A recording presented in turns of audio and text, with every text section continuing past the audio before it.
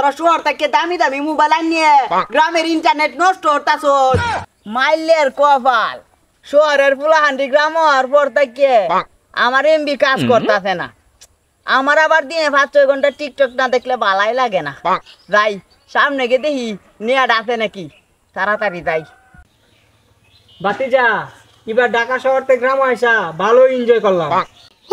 যা তুমি ঠিক কইছো। ঢাকা শহর ফুটপাত থাকতে থাকতে গন্ধে আমার পেটটা ফুল লেগে গেছে। তখন গ্রাম আয়া আমার একটু পেটটা কমছে। আরে ভাতিজা, সব জায়গায় সত্য কথা বলতে নেই। আমরা যে ঢাকায় ফুটপাতে থাকি, এটা কি গ্রামের মানুষ জানে?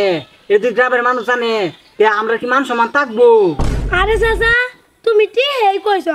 আমরা যেন ঢাকা ফুটপাত থাকি, এটা গ্রামের মানুষে জানানি যাইতো না।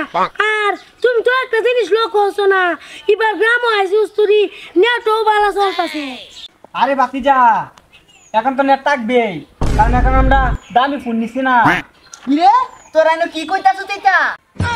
এই তুমি কি লুসমা নাকি? আইসা আমার টি শার্টটাকে নষ্ট করে দিছো। ও মায়া মায়া গো, লুসমা খাই না মাথা দে। যদি লুসমা খাওয়ান যায় তাইলে আমার একটু দেন যে আমার ভাই দুইটা ফুলাহান আছে, এদিকে লইয়া লুসমা খায়াম নে। কেমনটা লাগে কত? মাত্র ইন্টারনেটটা বললাম, ভাবছিলাম যে শান্তি মতন একটু টিকটক দেখমু, তার মধ্যে আসা এই বেড়াটা ঝামেলা করতেছে। ও আইনারা কি শহর থেকে আইফাই ইন্টারনেট আনছুন নাকি? যদি আইনা তাহুন তাইলে আমার একটু কাগজ ভরে দেন যে আমি গর্ব এতে কে চালাই আমানে, কারণ আমার বাংলা লিঙ্ক ছিল না, চলতাছে না নেট।